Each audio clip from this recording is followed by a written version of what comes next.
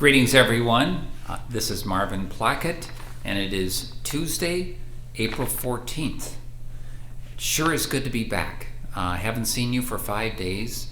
On Friday, it was a holiday, Good Friday, for us here at Episcopal Homes. And then yesterday, I couldn't be here in the afternoon, and thank you, Mary, for covering for me. So greetings to all residents, to all staff, and to everybody else that's watching. A special shout out to Sharon.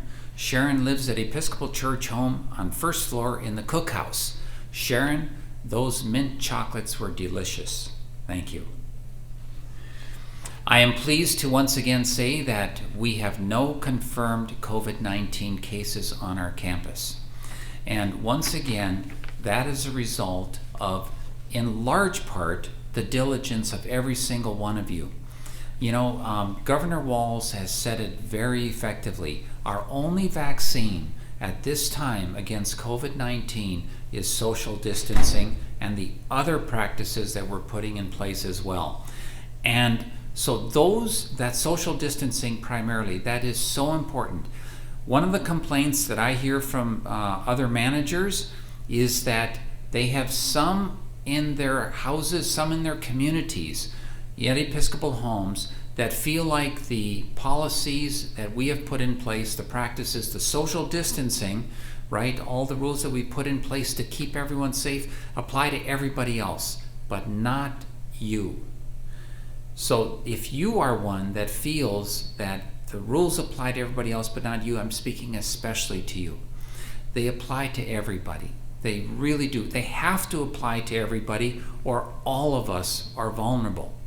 So we all have to live by the basic principles that we've had in place now for just over a month, and that is sticking within our communities, staying within our zones, social distancing, vital, staying at least 6 feet apart.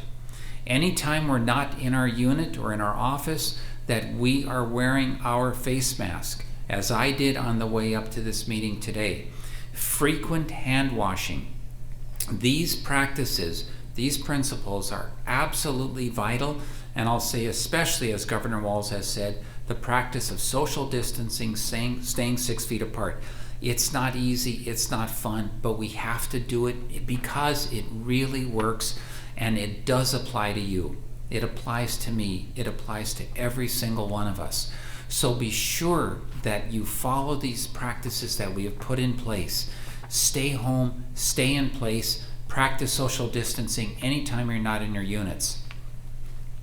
You know, we are still in America, we're still particularly vulnerable to this COVID-19 because, as you have heard so often from the governors around the U.S., we do not have ample testing yet that's occurring. Once we have ample testing, once we can do widespread testing of millions on a daily basis, and here in Minnesota, thousands on a daily basis, then we can do the testing then verifies whether or not someone has it, and then we can quickly do the contact tracing, and then we can quickly do the isolating. But we are not in a position as a society yet to do that abundance of testing. So we are particularly vulnerable at this time, and that's why these key practices of social distancing, staying 6 feet apart, that's our number one vaccine, as well as the other issues of staying within your zones, not crossing the boundaries, and frequent hand washing and wearing your face mask. I'm getting preachy, aren't I? I know. But it's so important. I just stressing, anybody who violates these is making all of us vulnerable. And that's why we need everyone's cooperation. We're still COVID-free here on our campus, at least to the best of our knowledge. That's the way we want to keep it. And if one shows up, we want to be able to isolate that situation, that person, and the virus as fast as possible. So the things we're doing are the right things, and we need to keep up with vigilance. So thank you very much for your help to every single one of you. We need your cooperation. We need your help.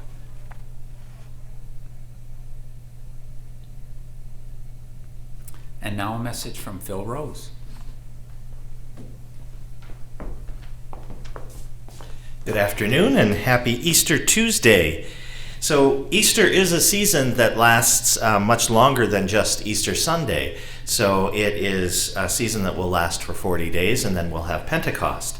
So we can be patient with Easter this year, and the weather outside certainly has us wondering about that. On Sunday, we had a delightful experience when we had two people that played the trumpet for us. Leah Welch, one of our chaplains, her sister, Grace, and her good friend, whose name I'm blanking on right now, played the trumpet for us in the snow. It was really appreciated by the residents and was just a delightful experience.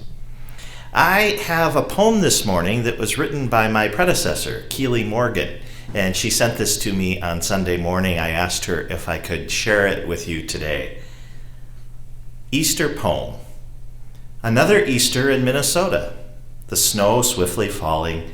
Getting up from my chair, I crack the window open to hear the cathedral bells making their way over the Mississippi River to my house high on the bluff. Only this year, those bells won't be beckoning us to put on our Easter best, cover up the blemishes and go somewhere to church.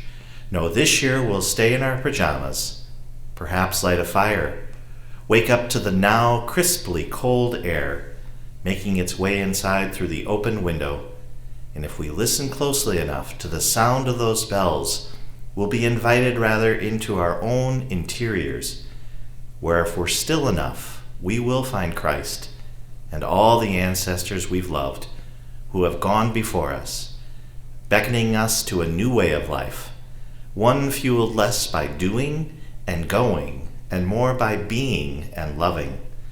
The best of ourselves and our surroundings, pajamas on, no makeup, messy hair, dog on the couch, kitty in the bed upstairs.